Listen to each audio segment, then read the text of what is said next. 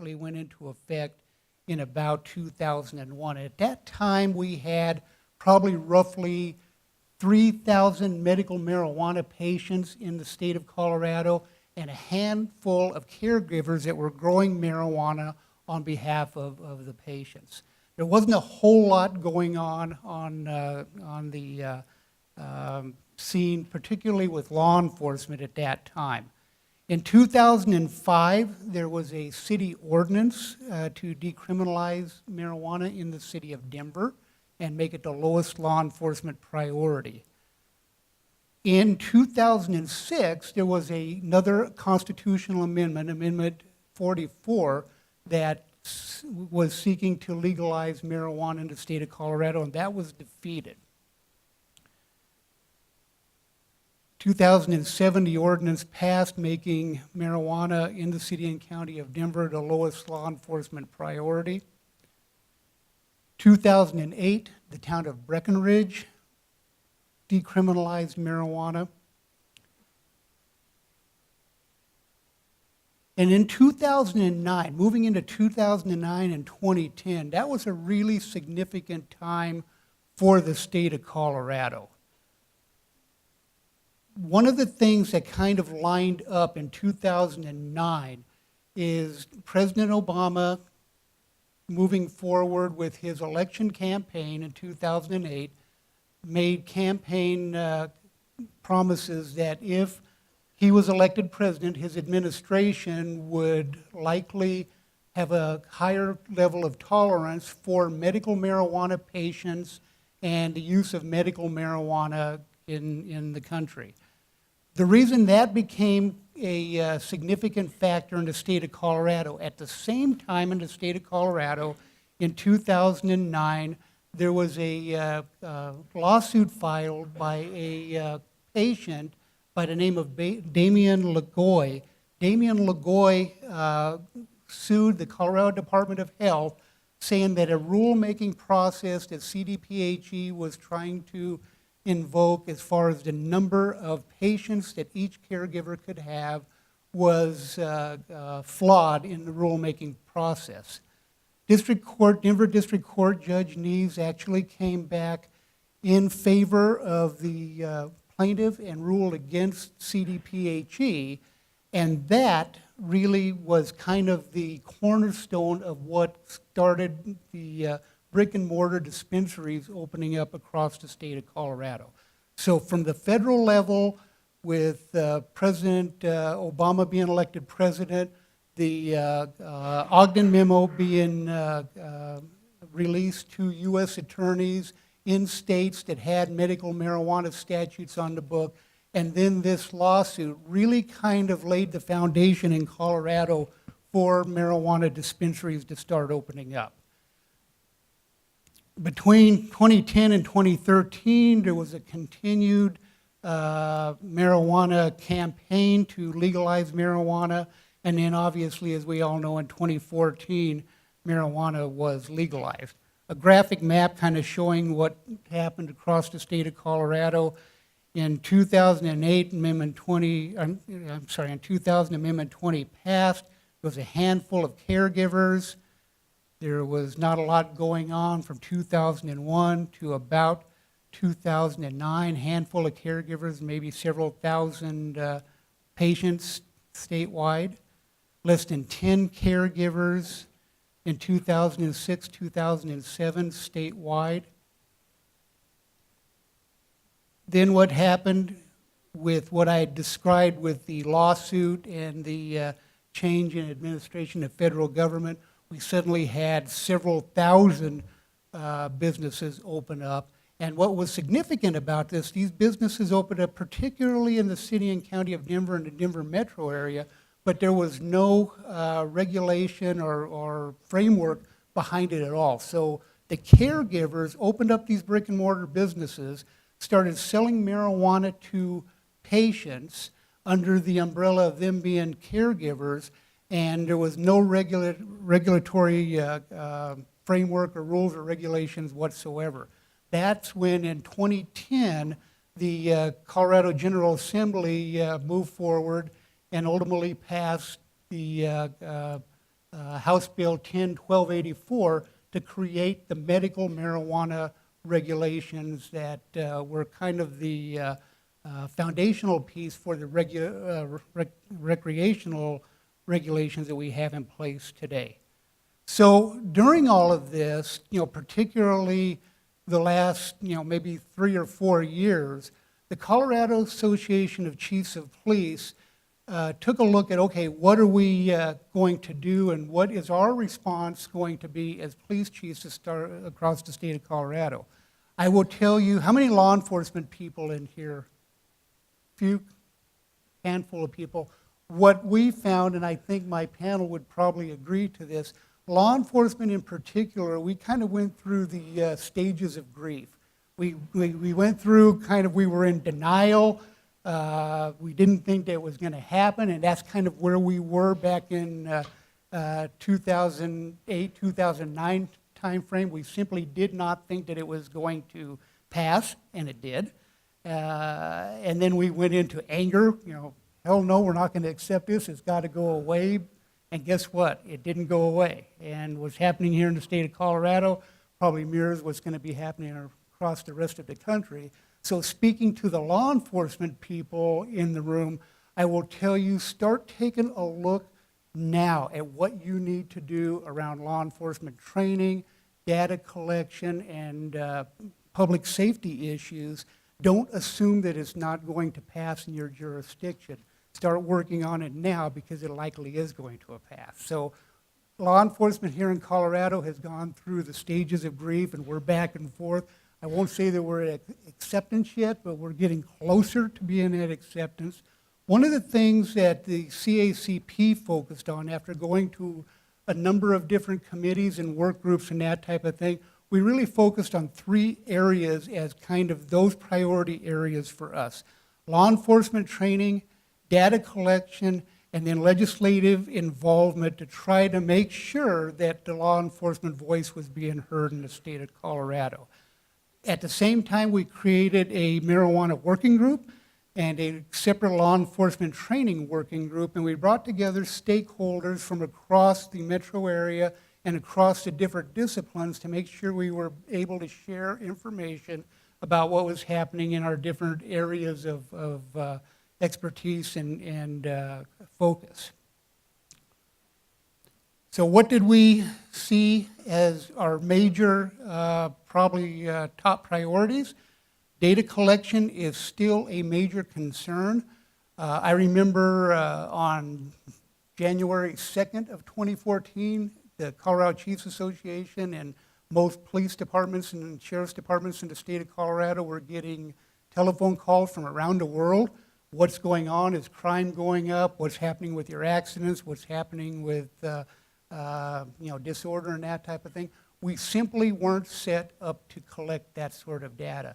I just went to the data presentation breakout group before this session. I will tell you, I'm amazed at how far we have come, particularly the city of Denver has come in collecting data over the last several years.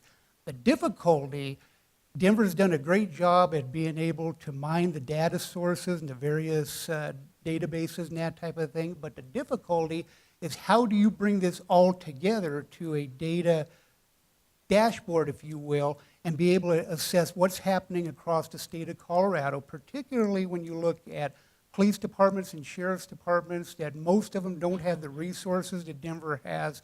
Most of them don't have the level of sophistication and the ability to draw out that data. So how do you uniformly collect data statewide and make sure that it's accurate and timely information? So that remains a major concern for us.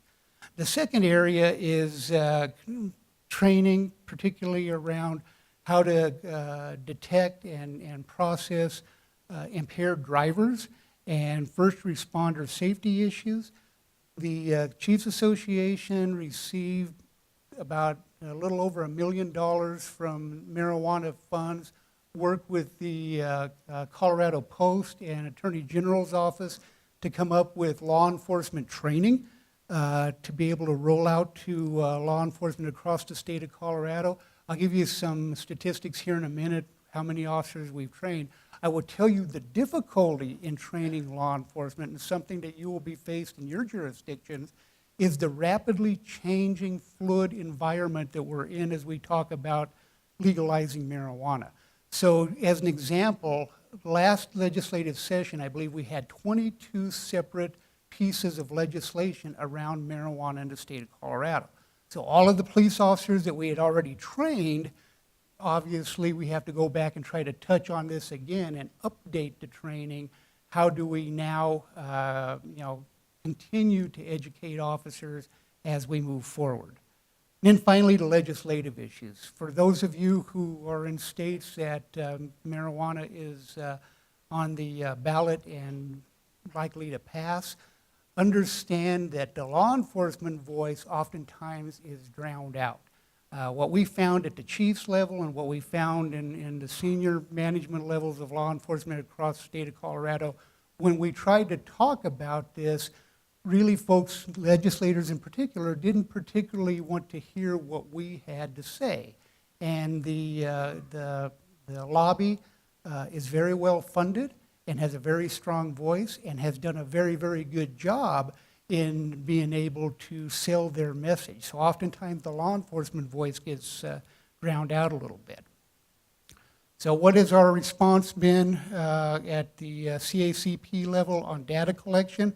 We worked with a consulting group, Rebound Solutions, to do a study on the gaps in data that was mandated under a Senate Bill 13283. So we worked with them to take a look at what data was available and what data could we be able to access, and then where were the gaps in the data and how valuable was the data that we were able to collect.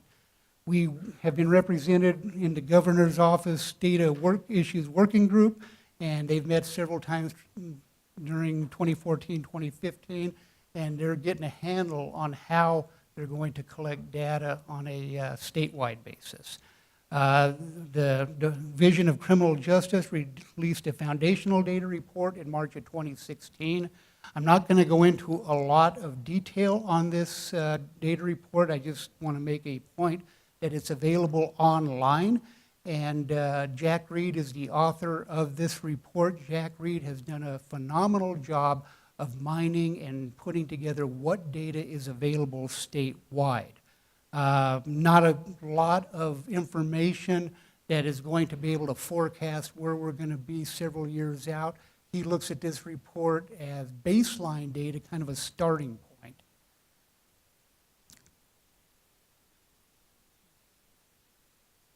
As far as training, as I said, top issue for us was law enforcement being able to understand the Colorado Marijuana Code, first responder safety issues, and impaired driving. We partnered with the AG's office and we came up with Training Marijuana 101.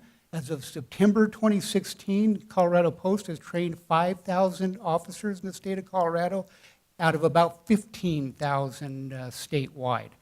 The goal is 75% of Colorado law enforcement officers trained by December of 2019. The Colorado State Patrol is testing oral fluid testing devices. For the law enforcement in the room, you understand the difference between portable breath test and the technology available to determine whether somebody is impaired by alcohol. We're not there yet from a technology standpoint to determine what is an impairment level for THC within the bloodstream. I will tell you, one of the things that kind of caught us by surprise is how complex and how different THC impairment is versus alcohol. So we're still working through that. Colorado State Patrol is testing these devices, determining the accuracy and reliability of these devices, but we're still a ways off as far as technology. The other thing that we have found statewide is we have lost several cases that have gone to trial because we are having a difficult time being able to have testimony and proof what is impairment. In Colorado, as in most states across the country, 0.08 blood alcohol level is presumed to be impaired. We have a .05 nanogram presumptive inference here in Colorado.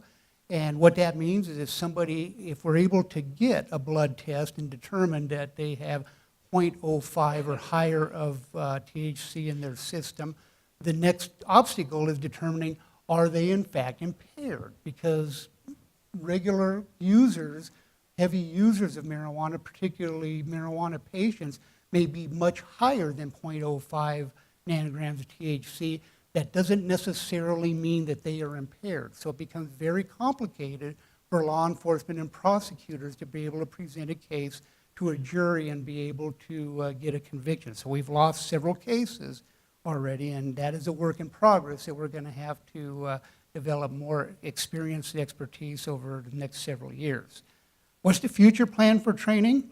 35% of the state law enforcement officers trained by December of 2016, a full 50% a year later, and 75% trained by December of 2019. Again, as I mentioned before, the difficulty for law enforcement training is the rapidly changing landscape that we're involved in. As was mentioned at the beginning of the day today, what you did and what you started out with as far as policy and practice 2 or 3 years ago isn't something that you necessarily want to stick with as you gain more expertise in this area. So how do we go back and train law enforcement moving into the future? We've been involved in a number of legislative responses that testified in a number of working groups and at the state capitol. Again, a concern for us has been, is our voice being heard at the state capitol? Again, I think we're getting better than we were before. We also worked with the Police Foundation on a national level to come up with a couple documents that you guys can access. So if you go to the Police Foundation website, there's a couple documents that might be helpful for you. One is 5 things that you need to know about marijuana legalization, the impact on public safety. This is kind of a real quick elevator speech type of document that if a police chief or sheriff is talking to a community group or elected officials or whatever, it can let them know, here's the things that you need to understand. As you've seen here at the symposium today, we certainly have not reduced the number of resources needed to regulate legalized marijuana. We've increased the number of resources needed. And so there's several different bullet points that talk about, the things that you need to know. The other thing that we came up with, and this is about 2 years old, 2.5 years old now, we worked with the Police Foundation to create a more in-depth technical assistance guide for law enforcement and public officials nationwide. You can access and download that report there. Again, like I said, it's about 2.5 years old. Quite a bit has changed since this report was published, but it does give you a starting point. And again, as you folks have already found out today, you got a lot of help here in Colorado. We're all willing and eager to sit down and work with you as you work through your marijuana legalization issues in your state. So, James?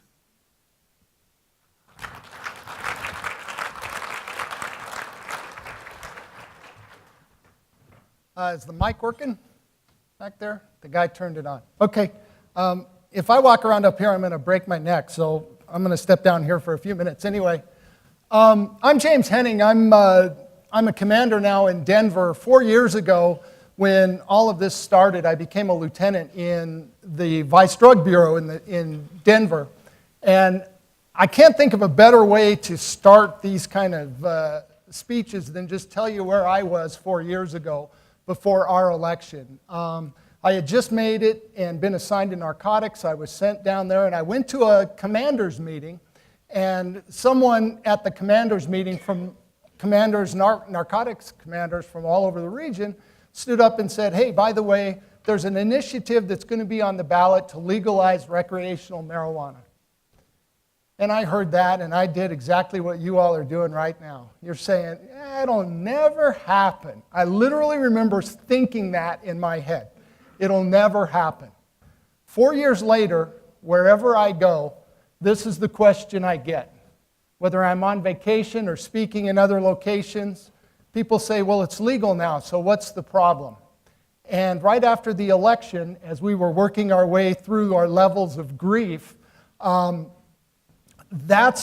didn't even know. We really thought that we would just change a few policies, do a little bit here, do a little bit there, and everything would be fine. We would move on.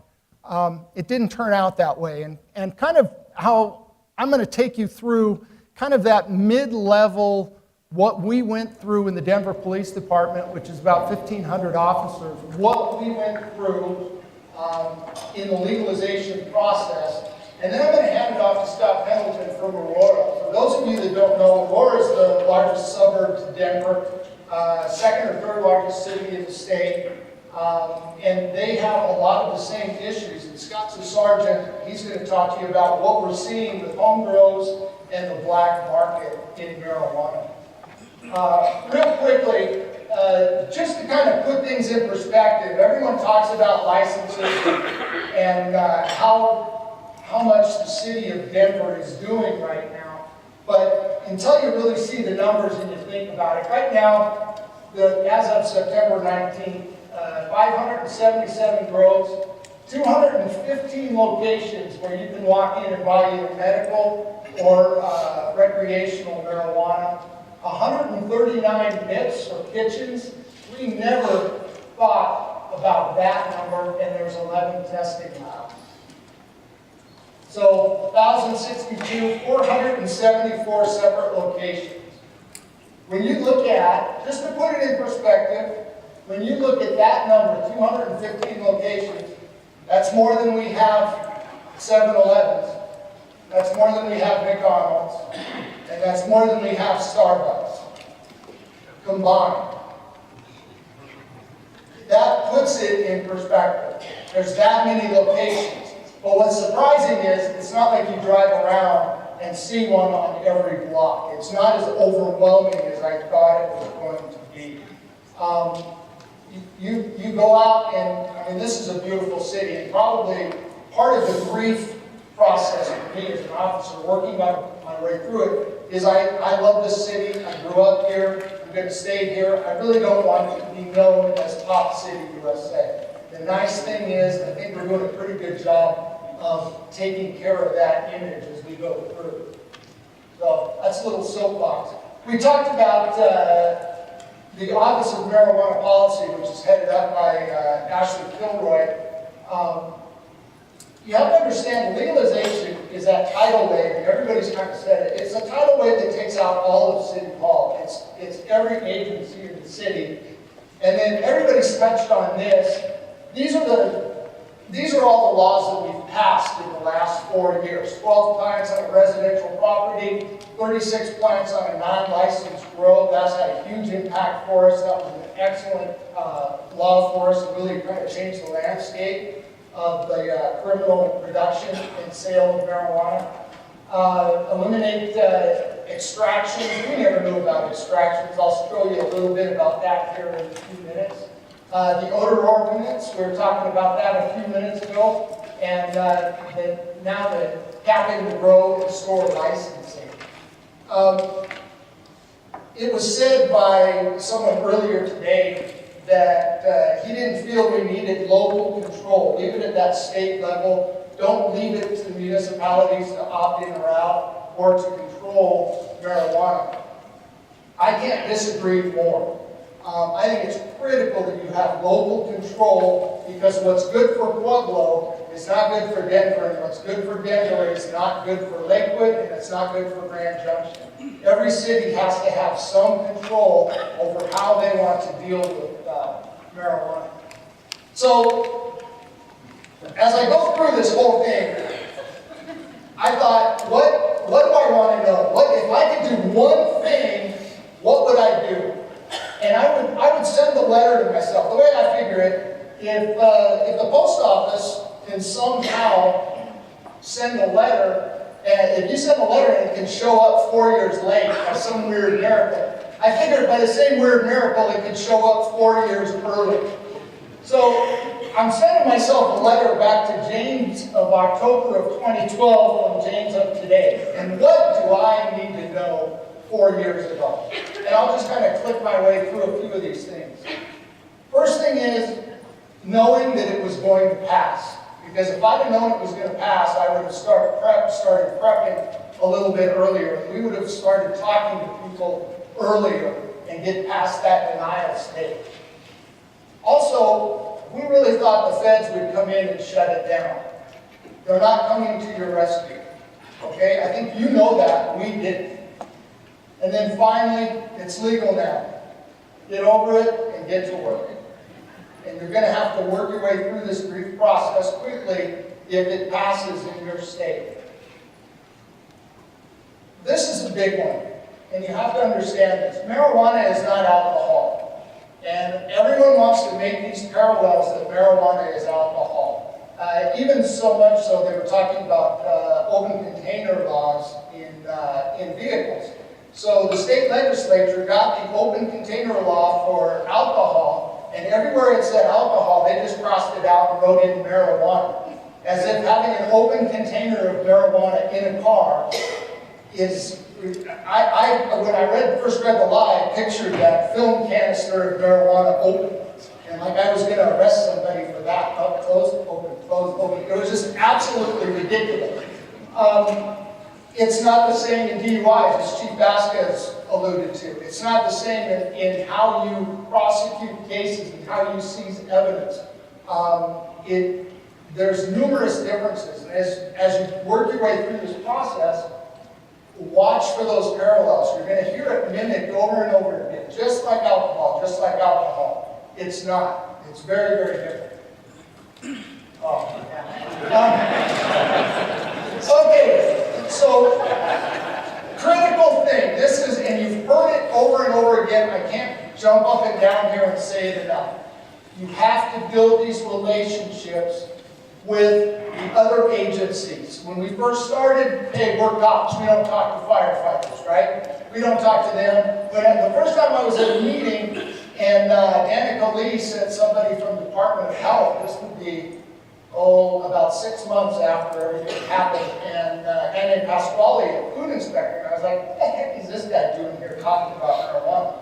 And I asked him that, not quite like that, but he said, you wouldn't believe the stuff we're seeing. We're walking into these places, and they've got old dogs and rat poop all over the containers where they're putting their marijuana products, their edibles. It's disgusting. They're using washing machines to mix, literal Kenmore washing machines to mix their products. And then I thought, I guess you are affected by this. And that's the thing about marijuana. You can't talk about it without puns, and you're always going to be surprised. So build those relationships. Broncos defense will win Super Bowl. There you go.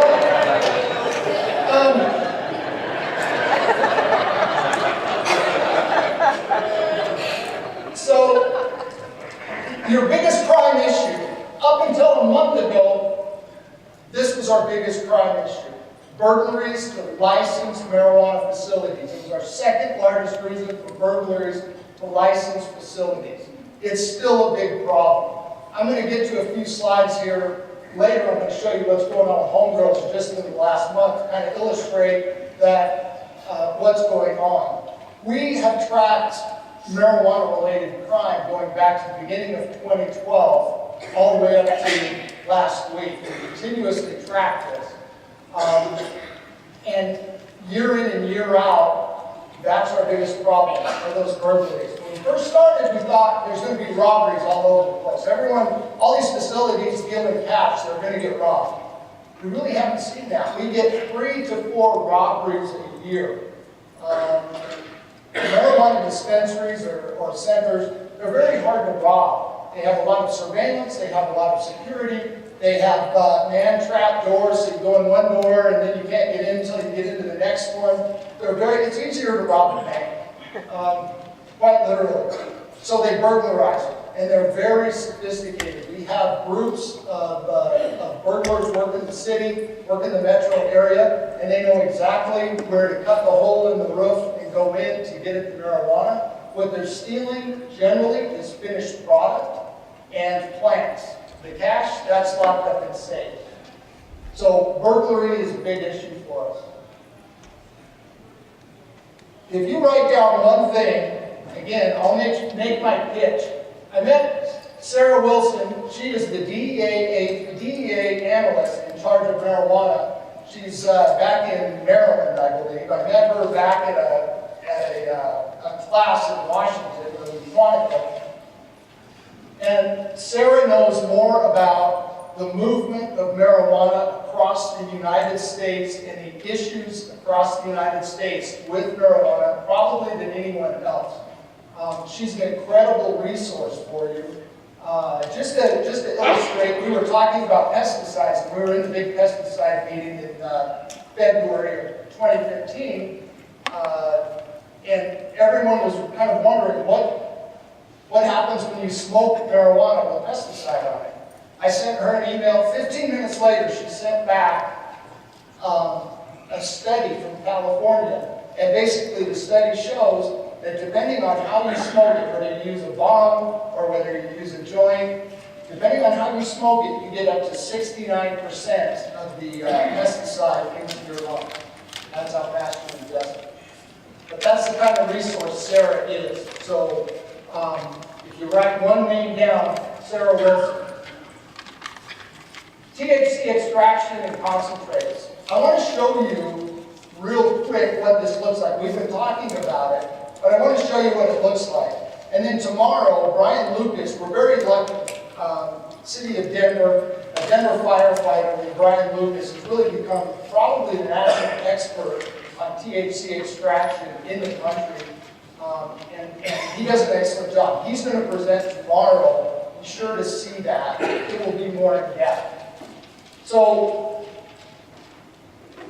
a lot of people don't understand how it's done. And the first we saw this was our bomb squad came to me and they showed me a picture, and it was a refrigerator that exploded.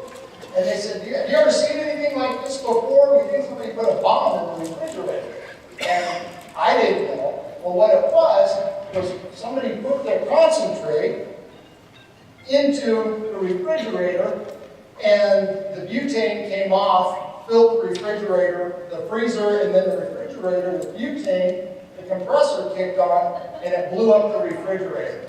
It did it with enough force that it came across the little aisle, the door, and took the granite countertop off of the island and blew that clear off. That's how much force this thing blew up with. So how does it work? And Brian will get into it more tomorrow. But basically, you take your clippings, your trimmings, and you shove all your marijuana into a pipe. You put a cap on the end, and you drill a hole in that. And then you put like a coffee filter and a pie plate underneath. And you take cans of butane, which are about that big, and you just shoot that butane down through that marijuana. It trickles down through there, and it breaks the THC. Looks like a little light bulb on the end of the, it's not the statement, I forget the term, but it strips that off of there. It goes down, and you wind up with a plate full of brown bubbly goo, which is that. And then that butane comes off, bubbles out of it, turns into a gas again, and goes into the room or goes into the area. And then there's various ways that you purify it and get the rest of the butane out of it. And they actually have competitions to see how pure they can get their THC. And then they actually have tastings and they compete who can make the best hash oils. Anyway, so this is what happens when it blows up. This was an extraction process going on. This is the early stages outside of a licensed grow in Denver. And I think this was 100 or 110 cans of butane. These guys were extracting. They were underneath a tent. Something torched it off, and these just burned off and shot all over the back area there. And then this is what happened to a couple of bystanders when they were there, the burns. You can actually get on YouTube, and you can see literally houses coming off their foundation when guys do this in their basement. This is why it's so dangerous. That's that's kind of where we started. This is where we are today. This is a state-of-the-art extraction, closed-loop extraction apparatus. And Brian will get into this, but some of these machines for licensed industry will go $100,000 on up to $1 million on these machines. That's how much money there is in doing butane extraction. And then you put it in the edibles. We kind of beat edibles to death here today. I don't want to spend a lot of time with that. So back to my letter. Start developing your policies right now. As a police department or whatever agency you're in, start looking at this and deciding what you're going to do. Let us be your crystal ball, okay? We had to live through this. We really don't feel like we have to let you live through it all by yourself. Somebody said it was like building the fire truck on the way to the fire for us. When we started, we didn't know we were going to a fire. We didn't know we were building a fire truck. So a lot of what we had to do was really on the fly, thinking about it, what are the issues, and then coming up with rules and laws to kind of contain this thing and make sure it was done safely and legitimately. So more specifically, what policies as an agency will you have to deal with? Are you going to let your employees consume marijuana? If it's legal, recreational marijuana, can your employees consume marijuana? If you have a police department, can your police officers smoke marijuana on their off-duty hours? I got quiet in here. We had to think about this one. For us, it's still against federal law. We're sworn to uphold federal, state, and local laws. So, no, you can't do it as a Denver police officer. Can your officers work in the marijuana industry? We work a lot of off-duty. There's officers that work for bars, that work for banks, doing security. Are you going to let them work for the marijuana industry? A lot of cops came to us and they wanted to do that. Again, against federal law, sorry, you can't do it. Well, what are you going to do in your jurisdiction? Marijuana is personal property. What are you going to do when Molly, you arrest Molly for a traffic violation, she's on her way to jail, and you reach in her purse and find an ounce of marijuana? What do you do with that ounce of marijuana? It doesn't go into the jail with her. What we do is we put it in her property bag, just like her cell phone, and when she gets out of jail, she gets it back. Well, what do you do if she has 2 ounces of marijuana? Do you only give her an ounce back and get rid of the other ounce? What do you do if she has 4 ounces of marijuana, a red card that says she can have 2 ounces, plus she gets an ounce for recreation? Do you charge her for having 4 ounces? Do you charge her for having 1 ounce? Do you give her 2 ounces back for the medical, 1 ounce back for the recreational, and then do you dispose of the other ounce? I wrote the training bulletin on this crap, and I can't even understand it. To be honest with you, it's very, very complicated. Seizing, storing, and destroying marijuana. This is a big issue. Aurora's going to show you how they do it. We have our own method. When you're sending officers in and they're pulling marijuana and literally creating haystack-sized piles of marijuana out of these groves, what do you do with that? We can't store that in our property bureau, which is in the basement of headquarters. It smelled. I could always tell when my guys were working because it smelled like the whole building smelled like weed.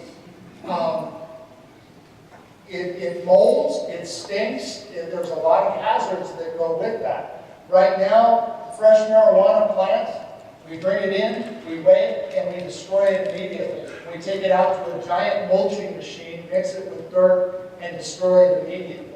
We were burning it in a DEA facility, or out of DIA, but that just got too onerous. We just couldn't keep up with it. So these are all costs, these are all considerations you'll have to have. Public consumption and pot clubs. Anshul talked a lot about this, but just the idea of what's private and what's public. You're going to have to answer those questions. Personal protective equipment. Very, very important.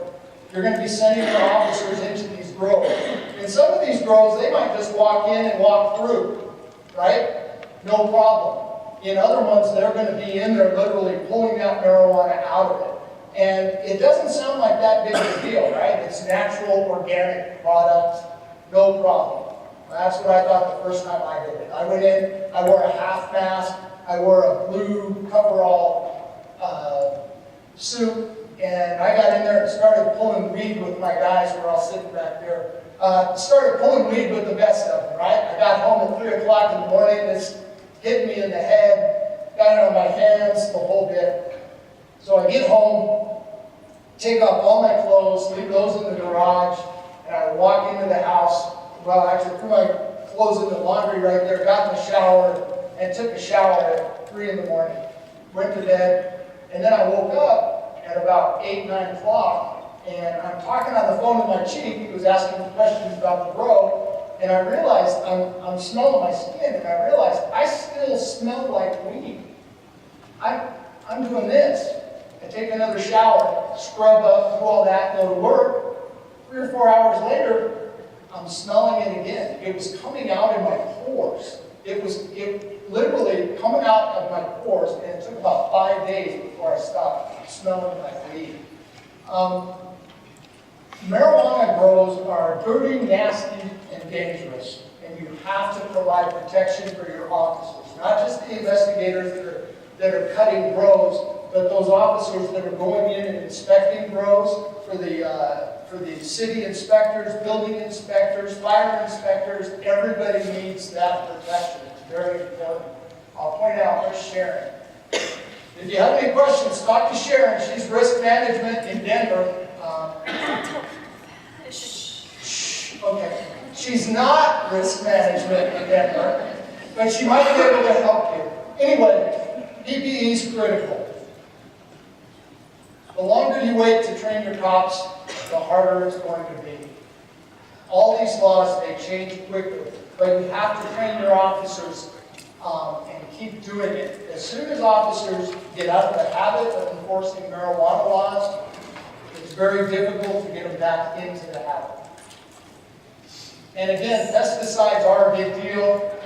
They talked a lot about that on the last session. It just gives you an idea of how complicated marijuana laws are.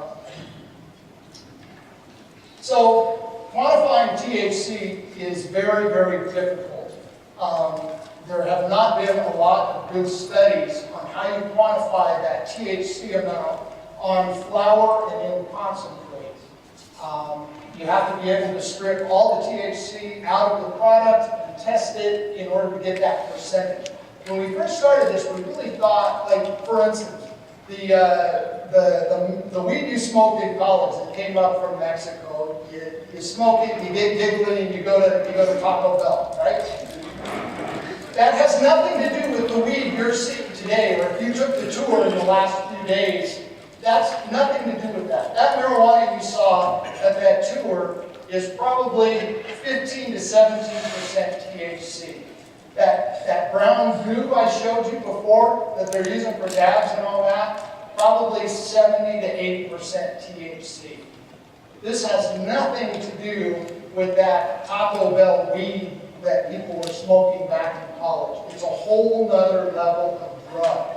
And you have to understand that, and that has a huge impact.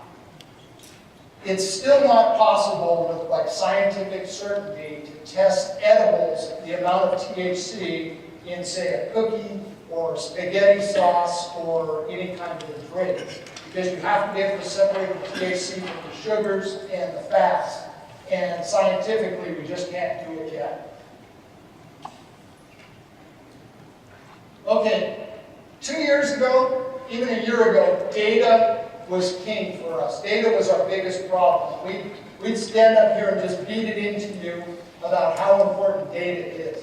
In a lot of ways, we've kind of worked our way past it, and we have our mechanisms for data kind of in place in Denver and in Colorado. It took a lot of work to get there. It's not huge on our radar anymore, but it's going to be huge on yours. Begin building those data sets as soon as you can. I'm going to jump on my soapbox here. The black market in marijuana, it got bigger. It got much bigger. The black market in marijuana is booming. Some folks this morning, they use the term gray market. I don't know what gray market is. I know that marijuana is either sold legally or sold illegally. If you go into a dispensary and you buy medical marijuana and turn around and sell it to your friend, that just became black market marijuana. If you go into that dispensary with your red card and you buy 4 pounds, which in some instances you can, and you drive that across the country and double your money on the East Coast, that's black market marijuana. The same way as if you get a prescription for Percocet and you turn around and sell those pills, that Percocet is black market Percocet, not gray market Percocet. The black market is booming. And the reason I harp on this is people say gray market, and it's kind of their way to kind of soften it. It's like, oh, it's not bad, it's just gray market. No, it's a legal production of marijuana. That's my soapbox, sorry. Okay. Another soapbox for me, and I think this is important. A drug-endangered child doesn't care whether that marijuana is legal or illegal. Okay? Let me show you some quick pictures here. This guy had a small grow in Montbello, which is a neighborhood in far northeast Denver. The officers went there, they had a grow in the basement, some quick pictures. This is his garage. This bucket right here is what's right here. That's what's called a small box meth lab, right there. So that's his garage. When you go from the garage, if you look right there, this is, you go from the garage into the little hallway. The cops will understand. You go into these places, there's always dog poop and pee on the floor. That's a box of diapers right there. You get farther into the house, this is the living room. You can kind of see toys around and see some stuff here. Here's the coffee table. This is where he was cleaning and trimming his marijuana. He was drying his marijuana on a line across the living room. So he'd harvest and then hang up the marijuana. The officers that were there said that when you walked around this place, on the wood floors, it felt like you were crunching on spilled oregano. There was so much dried marijuana on the floor. Well, where's the kid toy? 2-year-old living there with dad on occasion. So he's got the toy there, the toy here, he's got his pipe, the plate. This is the one that kills me. This was on the kitchen counter. These are little kid marshmallows sprinkled with marijuana. Who knows what this kid's ingesting? He's in probably kindergarten right now, 1st grade, 6 years old at this point. What is he ingesting? What is his life like living with dad who's producing marijuana and probably selling marijuana? What is his life like? Does he care whether dad's doing it legally or not? So kind of my message on this whole thing is, don't forget the kids. It's just like any other narcotic or alcohol. We have to remember the kids and get them help when they're living in situations like this. So before I hand it off to Scott, I kind of want to frame what we've seen in the last month, because I haven't seen anything like it. And I want to click through a few cases for you to give you a reference. I think going into the future, home grows, again, are kind of bubbling to the surface for us. And we need to address what's going on with home grows, because what we're doing isn't quite working. Back on September 19th, there was a home invasion robbery. This was out in District 5, same neighborhood where I showed you that kid living with the marijuana at the same house. Home invasion robbery. The victim is an older guy watching the home grow that his daughter and son-in-law had. So he's watching it. He wakes up with a gun to his head. These guys tie him up and then burglarize or rob the place of marijuana. He's able to slip out of the zip ties and go for help. So the 2 armed suspects take off, but that's just a home invasion robbery. Then on October 9th, an armed suspect was defending his marijuana grow. This was in the news a few weeks ago.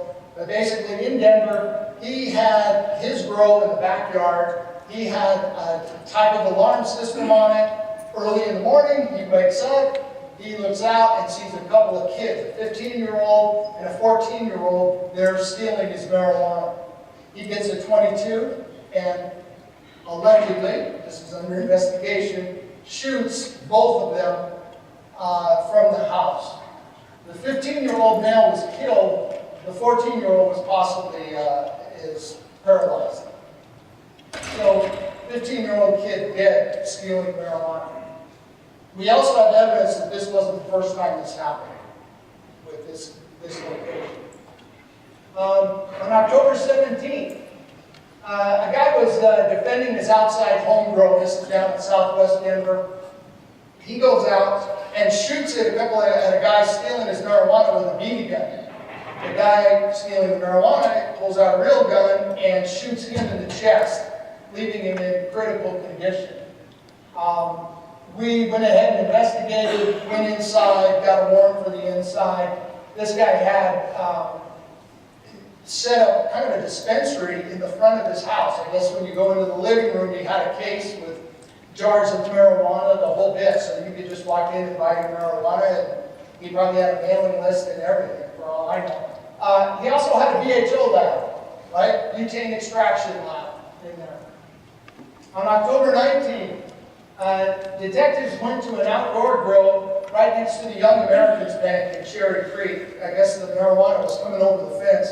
The guys that investigate these, by the way, are sitting back there. They can give you the details. The guy had 64 plants in a BHO lab right next to Young Americans Bank. October 24th, I think it was Monday or Tuesday, a guy had 60 plants in his house plus, we can't tell because most of them burned up. He was trying to put out his own fire in the house with his garden hose, the electrical fire. He suffered burns and smoke inhalation. When the guys went ahead and searched the home, they found mushrooms and cocaine where this guy was selling with all of that. So yesterday, I talked to the team. They still had 70 plus cases, homegrown complaints in the queue that we still have to investigate. On a few occasions, they'll be looking at this backyard on a complaint to try to figure out what's going on, and then they'll walk by 2 or 3 more grows, these outdoor home grows, and they'll have to go ahead and investigate those as well. These are very complicated. It's not like you just knock on the door and write the guy a ticket. So it takes a lot of effort to investigate these. And then as of today, the marijuana team is praying for snow. It's going to be another few weeks, I'm thinking. Anyway, so that kind of frames it for Scott Pendleton. I'm going to hand off to Scott. We can get the PowerPoint working. We're freaked out a little bit about that. But we'll hand it off to Scott, and he works in Aurora, and he deals with these home grows the same way as our Denver guys do. He'll fill you in on that.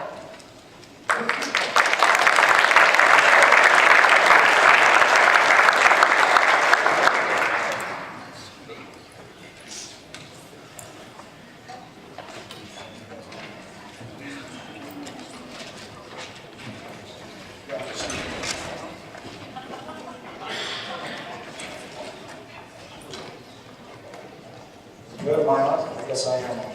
Well, thank you, Commander. It's funny. We go through all of these different things he was just talking about, specifically waiting for snow. I'll tell you, I've been doing this for going on 6 years now. August and September and October are miserable, absolutely miserable, because we get all the home growth. It seems like everything's coming to be harvested right about that time, so everybody's calling. I mean, all the neighbors are calling, complaining about the odors and things like that, so it's funny you said that. All of these things that Commander Henry talked about regarding all these different types of crimes have all happened in our city as well over the past several years. It's a serious problem when you start talking about producing high-grade marijuana in someone's home. So back in 2011 was kind of when we got started with our ordinance. And I've been with the Aurora Police Department 21 years now. I was in homicide before I came here for 4 years as a supervisor. And my chief, who hated marijuana, came to me and said, listen, I need you to start this new team dealing with marijuana. I had some narcotics background. All the call-outs in the middle of the night they were wearing on me, so I'm like, okay, this sounds cool. I'll tell you what, the work I put in this, it doesn't even compare to homicide. The detectives work hard in homicide. The sergeant's job's pretty easy. But here, I mean, I'm short on people, and my hands are dirty every day, just like those guys. But in order to kind of deal with the advent of all the homegirls coming into the city, my predecessors worked with the people at City Hall, our city attorneys, and decided, hey, we need to do something about this and get ahead of it. Because we're starting to see people burning their houses down. We're starting to see public safety officers getting sick because of mold, because of different things in the environment in these places. So we decided, hey, we need to get a handle on this because we don't want people growing 10,000 plants in their house when they don't even live there and just selling this stuff on the black market. So we need to put some things in place so we can kind of deal with this. So back in February 2011, we got this ordinance passed. And at the time, it was pretty groundbreaking. And I know I've talked to a lot of different officers from agencies all over the state, some around the country, that have tried to use ours as a model. And in a lot of places, it's passed through, and it's very helpful, although it produces a ton of torture. So basically, we regulate a lot of different things when it comes to home grows. Specifically, where you can grow your plants in a house, a residential structure that's a single-family home. You get 150 square feet that's contiguous. Can't be in a common area. It has to be secured with a lock. And in a multifamily, you get 100 square feet. So if you're in an apartment, a lot of apartment buildings don't allow this stuff anyway, but we catch it. So this thing has been tweaked a little bit over the past several years. Different amendments have passed. We were finally able to get a 12-plant limit in any type of residential structure, whether it's single-family or multi-family. And we used Denver's ordinance to try and build that. So you stole from us, we stole from you. So that's okay. And again, what we're trying to do is make it so that people are doing this really responsibly in a legal, reasonable way. So when this all came in, I was tasked with creating this team. It started with just myself and 2 officers. We got another one in 2012, 2016. I won't bring that up. Anyways, I could use like 6 more. Or we've got another one billeted, but I'm not sure when we're going to get that body. Every department in the country is screaming for cops right now. Training needs. All of the guys that work for me have narcotics background. It's important that they kind of understand how to handle basic narcotics investigations, whether they're controlled buys, we're doing surveillance, those kind of things. So it's important that they understand that and how to deal with people and deal with informants and things. Most of our training is hands-on. They got to come out and they've got to see what our methods are and how we do things, pretty much face to face with us. It's not something you can really train somebody in a class because every time you go through one of these, especially Commander Henning was talking about, do we take someone's marijuana at a traffic stop, if they have a medical card, all these things, we call that marijuana algebra because it is different on every case. Okay, sometimes you have medical licensing present in a home grow or someone that has marijuana. Anymore, it seems like we're seeing less and less of it. I'm not sure what Denver's seeing. A lot of the big grows we have at houses are just outright illegal. There's no medical assertion whatsoever. We're seeing a lot of different national and international crime groups come into Aurora as well as throughout the state to grow large quantities of marijuana and ship it out of town for maximum profit. A lot of the support that we use when we execute search warrants, we're able to use our municipal ordinance. If we find a violation or probable cause that there is a violation, we can obtain a municipal search warrant. We treat those warrants pretty similarly to how we treat any other type of narcotics warrant. We use our SWAT teams on most of them. Most of them aren't dynamic entry where we're throwing flashbangs in and things like that. Unless we need to, of course, then we'll do that. But it all kind of depends on what we know going into executing the warrant. If we know the person's armed, has guns inside, things like that. The gang members have been violent with the police in the first place. We're probably not going to do a misdemeanor search warrant on this place. We'll probably jack it up and run it through a district attorney. And another important thing that really helps us out a lot is working with our building inspectors and other entities of the city, as the commander had explained that they do in Denver. Our building inspectors come into quite a few of these. I'd say about half of them that we pretty much determine are significant grows, where we've identified, I guess you'll call them electrical irregularities. Where these people, it's crazy some of the things they do, and I've got some photos to show you in a few minutes. And all of you guys are in law enforcement, you've seen this stuff before. But it's amazing what you see in these places and how dangerous they can be. So, I don't call it gray market either. I read a definition of that the other day when I was kind of researching this, and you know, you go buy marijuana legally with your medical card and then sell it to somebody else, like as he'd use in his example. That's black market. This is all black market, unless you're coming out of a commercially licensed place or you actually have a legitimate caregiver situation, which we seem to be seeing less and less of these days. A lot of the groups that are coming in here, as I'd mentioned, are national, international organizations. Our biggest influx, of course, is Cuban nationals coming through Florida. And I know we've seen them in southern Colorado. I know Denver's seen quite a few of them. These are big groups that take these folks that basically been in the country for about 5 minutes. They send them out here to Colorado, and they rent houses all over the city. Colorado Springs getting hit really hard. And of course, I don't know, you've probably seen a lot of the news out of Pueblo County and that area down in southeastern Colorado. They set up these huge grows in these places, and they produce the best marijuana you'll ever see. I mean, it's amazing what they can do. They're all financed from out of state. You don't find money in these houses, but if you're lucky, you'll hit them fat and you'll get a lot of weed out of these places. And then they ship it back. They'll either take it back themselves to these different places, or they will ship it through the mail. U.S. Postal intercepts a lot of packages, FedEx. The other one's UPS. You know, we've taken off some packages with UPS, and this is very common to them. You ask them, the people working at UPS at the counter, oh, we see this all the time, but they don't even call a lot of times. So it's very common. We've seen a lot of Chinese groups as well, Vietnamese and Eastern European. And again, these are all extensively funded by these outside organizations. They're very difficult to work, and especially a team like mine's fairly short-staffed, but takes a lot of resources to really attack these groups. And I know we've worked with DEA on a few of these cases over the years. It's possible, but it's very time-consuming. And some of the prices you're seeing, you know, this is just over the past several years. I know the availability of black market marijuana is a lot higher than it used to be. Back in the day when I was working narcotics, buying Mexican weed for $400 a pound was like shooting fish in a barrel. It was no big deal. Well, this stuff, I mean, we're taking off pounds of marijuana that's $1,800 to $2,200 a pound, and sometimes maybe a little bit less now, but not significantly. But East Coast prices, from what we're hearing from our folks out in Florida, New York, Georgia, stuff's going from $3,500 to $5,500 a pound. So you see the profit margin here. You see why they're sending these people out here to set up these grows and ship it back. Marijuana has always been the best drug to work. Even when I was a narc 15 years ago, I liked working the marijuana cases because you got all the money.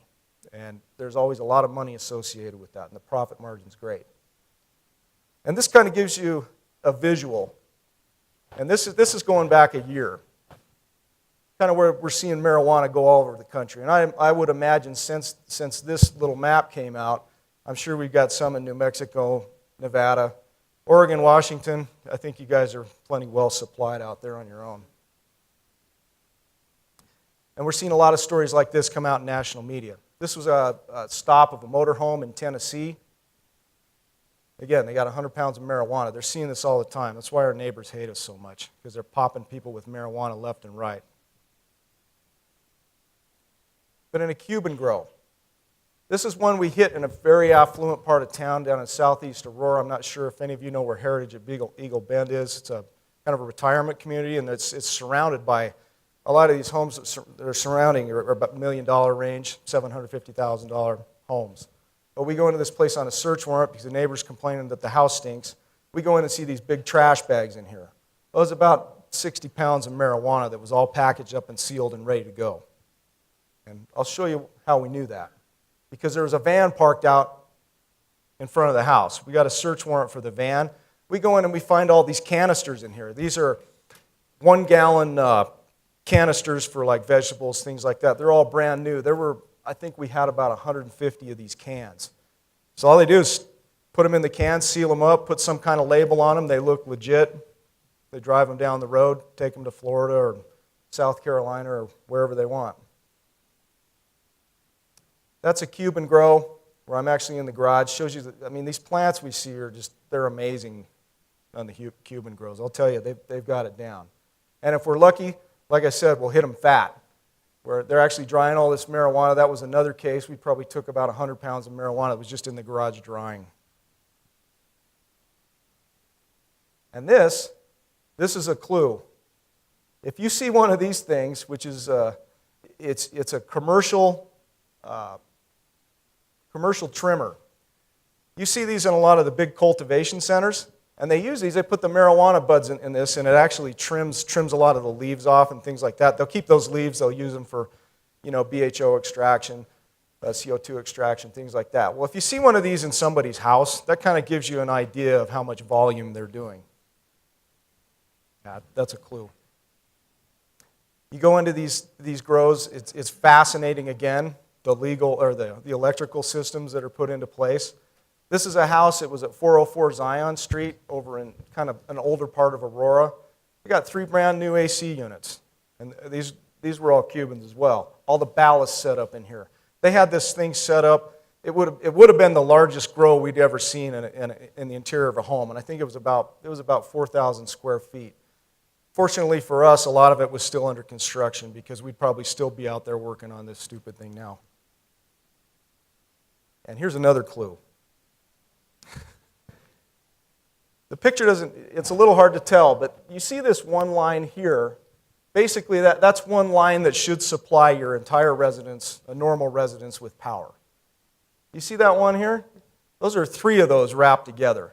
And these guys actually had the gall to climb up the telephone pole and tap right into this line and then run it into their grow in all these different rooms. Well, Xcel actually called us. We usually don't get calls from Xcel about excessive use of electricity. They're kind of protective of their clients and their rights and so forth. But in this case, they did call us. They said the transformer's blown out twice, and the neighbor's electricity's going off. Can you come help us? I said, yeah, well, if that's happening, I guess we'll come out and help you. So, and now in the Chinese grows and Asian grows, they seem to be very common. They use these sticks to hold their plants up, and my guys hate them because they always use these hair clips. You guys know the hair clips and the twisty ties you see on all the plants when you're taking out? One guy, Denver, raise your hand. Say, yeah. Okay. Anyway, you see these things. We have to take, when we take these plants, you got to take all those things off because we run them through a big chipper to chip all this stuff up. So we hate going into these places. Of course, you see a lot of marijuana drying too. Now this is pretty particular to the Asian grows, where they actually bore through a foundation that's about 12 inches thick with a bore saw, and they'll actually tap into the electrical line below the meter so it doesn't register on the meter. So they're stealing power for their grows. That's pretty dangerous stuff. I mean, I don't think I would do that, but it seems to be very common. We see that a lot on these type of grows. And then, of course, on almost all these grows, they put in their own panels and do all their nifty electrical work for us, too. So in these cases, we obviously definitely call our building inspectors out. And there have been times where they've had to shut off power to the whole house. Or Xcel will come out and Xcel will find them. So and sometimes we're lucky. And the grows, we never usually run across any money. But every once in a while, we'll get a case or get a tip that so-and-so's coming here from Missouri or Texas to buy a whole bunch of marijuana and take it back home and sell it. Sometimes we get lucky and we'll get some cash out of it.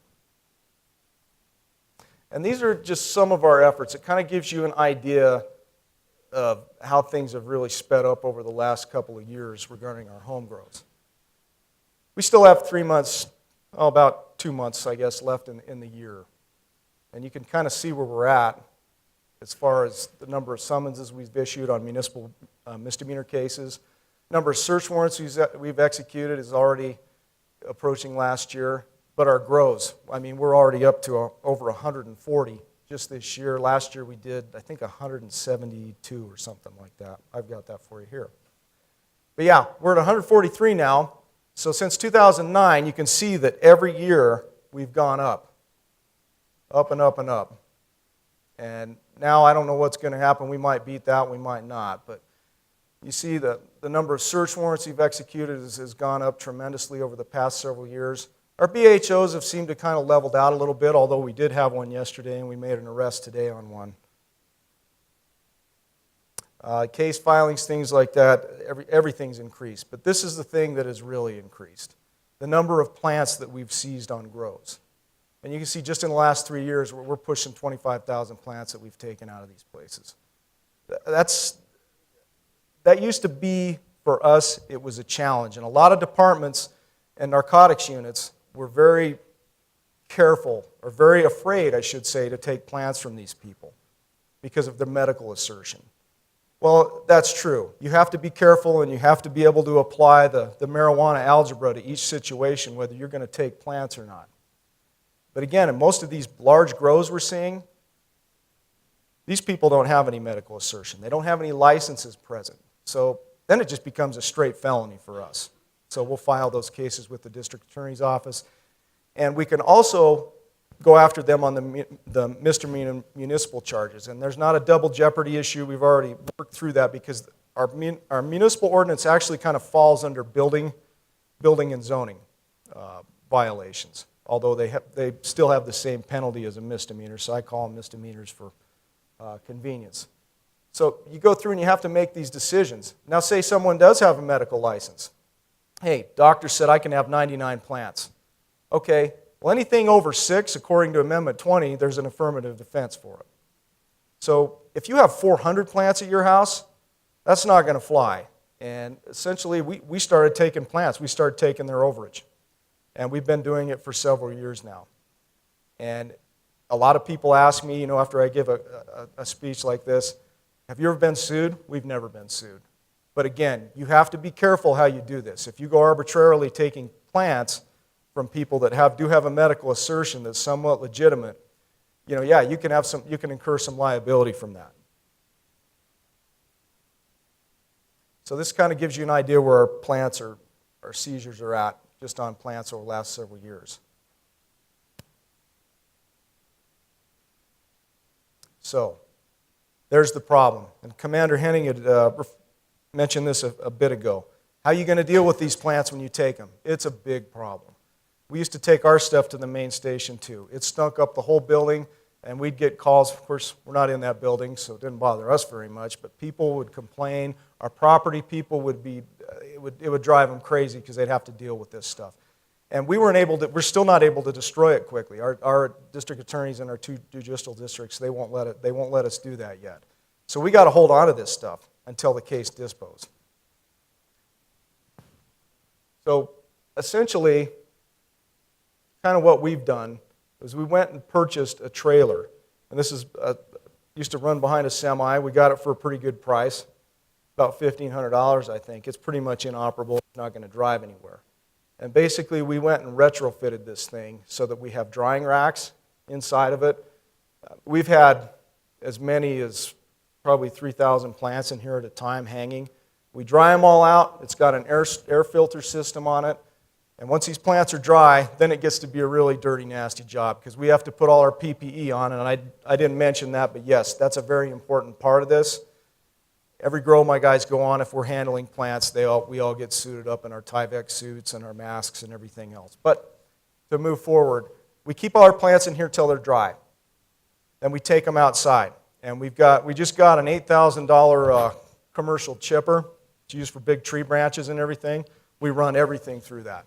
We bag everything up as evidence, and we weigh it then, because we can't weigh it wet. We don't have that luxury. And then our property section actually mimicked us, and now they have a trailer right next to ours. And this is out at our central fleet facility, so there's all kinds of security alarms and cameras and everything on it out there and codes to get in and whatnot. So literally, we have everything we need in here to package this stuff, weigh it. We've got all our paperwork and everything. So we just hand it right to them because they're next door in a warehouse. We go knock on their door, they come over, they take it from us, and they keep it in there until we dispose the case. So that's actually worked pretty well. I wish we could get rid of it right away, but it's not a reality for us. But this has helped out quite a bit. So that's kind of what it looks like inside. I mean, sometimes we have to hang stuff in the middle. There's my guys. That was several years ago, just dealing with nasty plants. Kind of what it looks like when we get it all bagged up right before we hand it over. And that's kind of the end of my presentation, but this is an outdoor grow that a couple of our dart guys were on.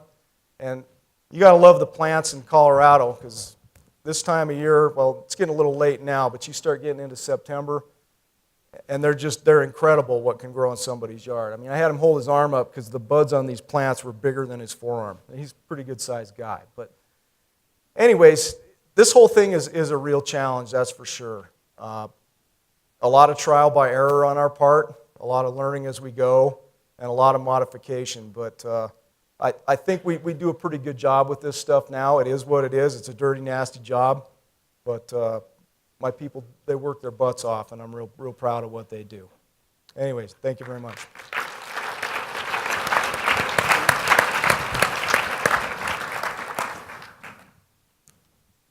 So, a couple of things that we've learned over a period of time. Number one, there's a lot more resources needed to manage marijuana regulation, not less. The other thing that is a very important thing that we've learned is don't stand in the way of happy hour. So what we would like to do, all three of us will be at the little gathering out here, and we'll be available to answer any questions that anybody might have. So thank you for being here today. We can, sure. Yeah. Anybody have any questions? Well, heck, that was easy. Let's go. Let's go. We'll Yes? We do not in Denver. That's the D word. We don't touch that. Do we use drones? Usually it's coming over the fence. The officers can do pretty well seeing that. And honestly, I don't know about Aurora, but we really have enough that we don't have to go looking for it at this point. That's true. You know, and actually I discussed that with our city attorney a few weeks ago because I was just curious. Well, the guys who work in our electronic support section, they kind of, they do all our cameras for the department, things like that. And I asked them about it. There are a lot of issues regarding drones and the ability to even fly a drone. All kinds of licensing you have to have. And especially if we're government entities, if you're going out doing that, there's so many hoops to jump through. I don't know if it's worth it. And yeah, we can just stand and usually see them from outside the fence anyway. So, well, I'll leave that to the Denver firefighters. Will present tomorrow. They'll handle that whole thing, and once they put it out, they call us in, and then we do our investigation from there, but they will be presenting tomorrow. They'll be able to fill you in on their process. Yes, ma'am? Any other questions? The question was, are neighborhood watches coming forward with complaints and all of that? We haven't seen that. We just get calls directly, whether it's tied to a neighborhood watch or not. What's kind of interesting is the one he showed in the 400 block of Zion, the grow with the 3 air conditioners. That's basically about 4 blocks from where I grew up. It makes a lot of sense now. About 2 months ago, my mother called me, and she said, James, it smells like a skunk every night at 10 o'clock. What is going on? And I had to explain that's a marijuana grow. It had to be the same place or right next door. So. Anyway, what kind of got lost in that is the impact on the neighborhood. We had one where basically 75-year-old gal living in her neighborhood and her neighbors growing over the back fence. Well, she had neighborhood teenagers going through her backyard to go steal marijuana from this grow in the middle of the night, waking her up. And it really goes to that fear of crime as to what folks in the neighborhood have to live with. And if you're living next door to this and you're having crime associated with it, that's a big impact on the neighborhood. And it's important that we take enforcement action. One on of the that. things that has happened, particularly in communities that have HOAs, is some HOAs have started taking on this issue, and they've started suing the homeowners for violation of HOA rules and that type of thing.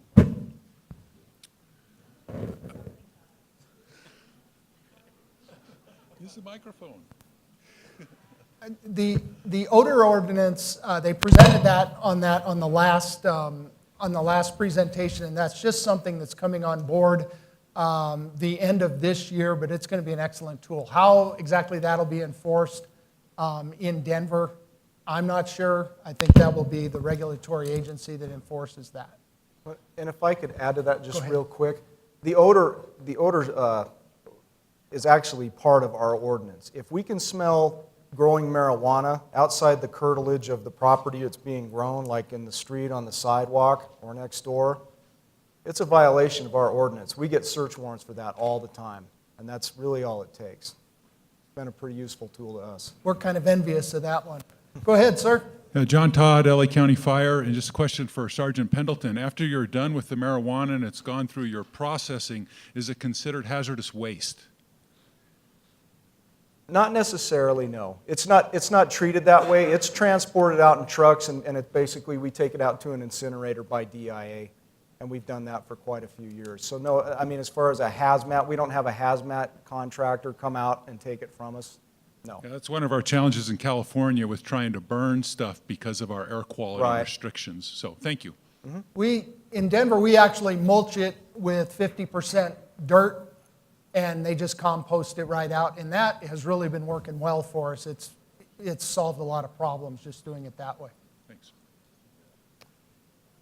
In Denver, I know that they have, the question was people paying their taxes in cash, and yes, they do that. They will walk in with $50,000 to $100,000 in a backpack and pay their taxes right there. If you go to the bank and check out a large amount of cash in Colorado, give it a sniff and you'll kind of know what's going on. But yeah, they have added employees and money counters to deal with just that in Denver.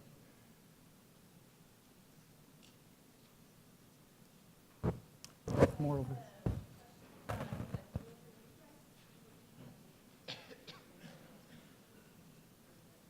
The question was about illegal deliveries?